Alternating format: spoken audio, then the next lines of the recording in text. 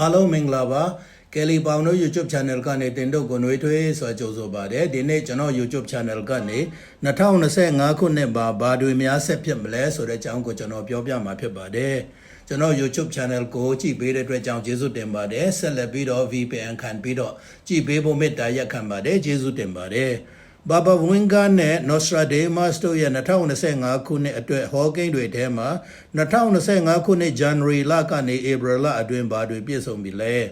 ဘာဘာဝင်းကားက1996ခုနှစ်မှာကွယ်လွန်ပြီးတော့ Nostradamus က16ရာစုမှာကွယ်လွန်ပြီးဖြစ်ပါတယ်2025ခုနှစ်အတွက်ဘယ်လိုသူတို့ဝင်နေဟောနိုင်လဲဆိုတာမေးခွန်းတော်တော်ထုတ်ကြပါတယ် Nostradamus စာကြိုတင်ဟောကိန်းပေါင်းထောင်ကျော်ရှိတဲ့ Last Prophecy ဆိုတဲ့စာအုပ်တစ်အုပ်ကိုရေးထားတယ်ဒီစာအုပ်ထဲမှာ quatrain လို့ခေါ်တဲ့စာကြောင်း၄ကြောင်းပါတဲ့ကဗျာတွေနဲ့သူကြိုတင်ပြီးတော့ရေးထားတာဟောထားတာတွေ့ရတယ်ဒါကိုဒီစာတွေကိုနားလည်တဲ့လူအနေနဲ့နှစ်အလိုက်ဘာသာပြန်တယ်ဥပမာ2024ခုနှစ်ဆိုရင်နဂါနှစ်ဆိုတော့ဒီ Last Prophecy စာအုပ်ထဲကနေနဂါနှစ်နဲ့ဆိုင်တဲ့ဒီအကြောင်းအရာတွေကိုဘာသာပြန်ပြီးတော့2024ခုနှစ်မှာဖြစ်မယ်ဆိုပြီးတော့ဟောတာဖြစ်တယ်2025ခုနှစ်ဆိုရင်ထင်းမွေနဲ့ wood snake ရဲ့နှစ်ဖြစ်တဲ့အတွက်ကြောင့်အဲ့ဒီအကြောင်းကိုကြည့်ပြီးတော့ဒီနှစ်အတွက်ဟောတာဖြစ်တယ်ဘာဘာဗင်ဂါကတော့1996မတည်ခင်သူ့အနာဂတ်ဟောကိန်းများအရာကဘာကုံဆုံးမဲ့အချိန် AD 9000အထိသူကြိုတင်ပြီးတော့ဟောထားတယ်သူတပည့်တပန်းတွေကမှတ်ထားပြီးတော့ဒါတွေကိုပြန်ပြီးတော့ဟောတာဖြစ်ပါတယ်2025ခုနှစ်မှာ Nostradamus ရဲ့ဘာဘာဝင်းကားရဲ့ဟောကြားတွေ့ချက်တွေထဲမှာနိုင်ငံရေးကြောင်းပါတယ်စစ်ရေးကြောင်းပါတယ်စီးပွားရေးကြောင်းပါတယ် AI နဲ့စေပညာတိုးတက်မှုပါတယ် AI နဲ့စက်မှုလုပ်ငန်း Digital Media လောကတိုးတက်မှုပါတယ်ပြီးတော့အာကာသခီးသွားခြင်းပါတယ်ပြင်ပလောကမှာဂျိုသားများဒီကဘာကိုလာရောက်လဲပတ်မဲ့ကြောင်းပါတယ်ပထဝီနိုင်ငံရေးတင်းမာမှုပါတယ်ကုံသွဲစစ်ပွဲပါပြီးတော့နောက်ဆုံးတဘာဝဘေးဒဏ်တွေအကြောင်းပါတာကျွန်တော်အနေနဲ့တွေးရပါတယ် January လကနေ April လ2025ခုနှစ်မှာတဘာဝဘေးဒဏ်မြောက်များစွာဖြစ်တယ်အဲ့ဒီထဲမှာနည်းနည်းထင်ရှားတာကတော့နံပါတ်1သူတို့ဟောတဲ့အတိုင်းပဲမီးလောင်ခြင်း American တိုင်းပြည်ကယ်လီဖိုးနီးယားပြည်နယ် Los Angeles မြို့မှာ January 9ရက်ကနေ30ရက်အတွင်းတောမီးလောင်တာနော်မြို့ထဲအထိကူးပြီးတော့ဒီ Los Angeles မြို့နယ် San Diego County မှာမီးလောင်မှု14ကြိမ်ဆက်တိုက်ဖြစ်ပွားတယ်အိမ်ပေါင်း12000ကနေ16240ထိလောင်တယ်လူ30ကျော်တေပြီးတော့စဒုရမိုင်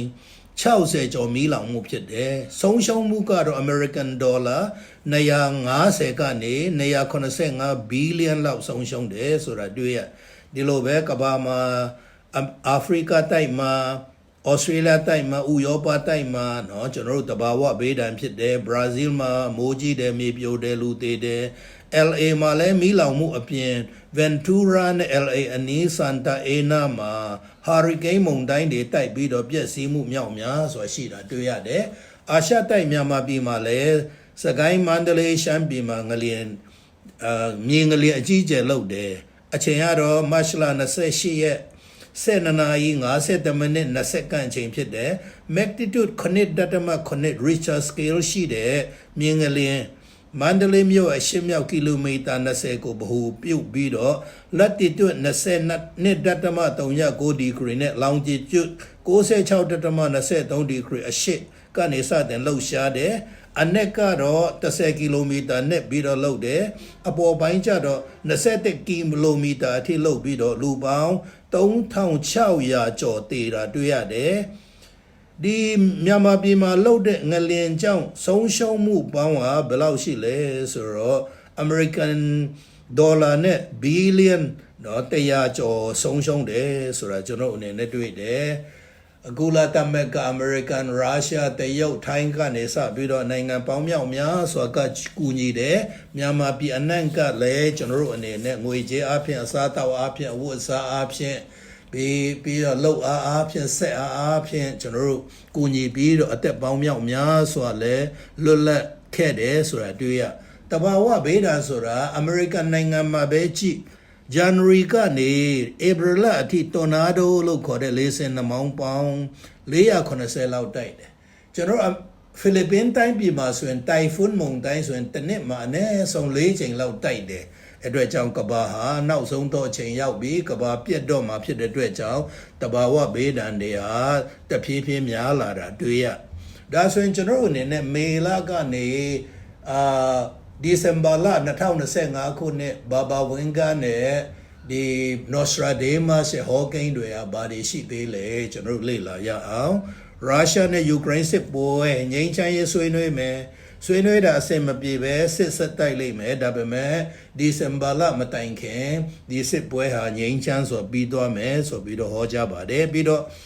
အမေရိကန်နိုင်ငံနဲ့ရုရှားအမေရိကန်နိုင်ငံနဲ့ China အမေရိကန်နိုင်ငံနဲ့ EU စီးပွားရေးပြဿနာကုန်သွယ်ရေးပြဿနာစစ်ရေးပြဿနာတွေ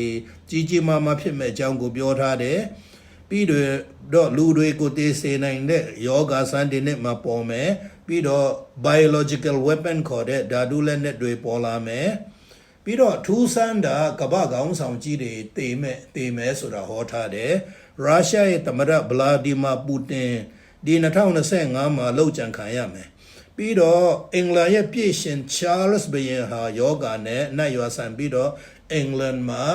ဘယင်စေနှိကုံချုပ်သွားမယ်တဲ့ပြီးတော့ဒီဘာဘာဝင်းကာနဲ့နော်စထရာဒေးမတ်စ်အနေနဲ့2024မှာဒေါ်နယ်ထရမ်သမ္မတအရွေးခံရမယ်ဆိုတာဟောတယ်လို့2025မှာ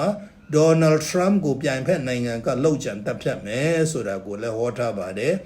ပြီးတော့ Pope Francis ကိုလွယ်မဲ့အကြောင်းကိုလည်းဟောထားတယ်Elon Musk Red Planet ကိုတွားမယ်အာယုံဆိုင်မယ် NASA နဲ့ပူးပေါင်းပြီးတော့2025မှာ Red Planet ကိုရောက်သွားမယ်အင်္ဂါဂြိုဟ်ပေါ်မှာရောက်သွားမယ်တဲ့တဘာဝဘေးဒဏ်တွေပိုများလာမယ်2025မှာဂျုံတွေစံတွေပေါင်မုတ်တွေရှားလာပြီးတော့စူပါမားကတ်တွေမှာဗလာဖြစ်မယ်လူတွေကသမင်းတနက်အတွက်နော်လူစားပြီးတော့နော်လူရဲမှုတွေအကြမ်းဖက်မှုတွေများဖြစ်မယ်လူဟောတဲ့ prophecy ဆိုတာဘာဘာဝင်ကဟောနော်ဆာဒေးဘတ်ဟောပြည့်စုံတာရှိပေမဲ့မပြည့်စုံတာရှိဘာကြောင့်လဲဆိုအနာဂတ်ကိုသိတာဖျားပဲသိတယ်အဲ့အတွက်ကြောင့်ကျွန်တော်ပြောတဲ့ဒီအကြောင်းကိုနားထောင်တဲ့လူတွေကကတ်ကြီး၃ပါးကိုကြော်လွားပြီးအသက်ရှင်တဲ့လူတွေဖြစ်တယ်ကျွန်တော်နာဂစ်မောင်တိုင်းကိုကြော်လွားတယ် COVID-19 ကိုကြော်လွားတယ်စကိုင်းငလင်ကိုလည်းကြော်လွားပြီးပြီဒီအတွက်ကြောင့်လာမယ့်အချိန်မှာဘာဘာဝင်းကဘယ်လောက်ဟောနော်စထရာဒေးမတ်စ်ဘယ်လောက်ဟောယေရှုဖခင်ဟာကျွန်တော်တို့ဒီတဘာဝဘေးဒဏ်ကကျွန်တော်တို့ကိုကာကွယ်နိုင်တယ်တဘာဝဘေးဒဏ်ကကျွန်တော်တို့ကိုကယ်တင်နိုင်ပါတယ်ဆိုတဲ့အကြောင်းသတင်းကောင်းနဲ့ကျွန်တော်အနေနဲ့နှိကုံးချုပ်ပါတယ်ကျေးဇူးတင်ပါတယ်